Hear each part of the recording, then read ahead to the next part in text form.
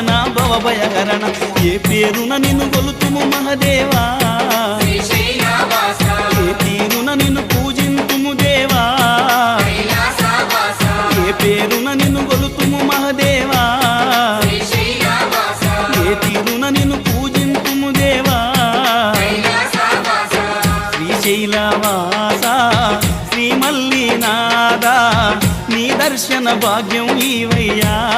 మా జ్యోతిర్లింగా ఈ జన్మకు మోక్షం ఈవయ్యా ఓం జై జగదీశ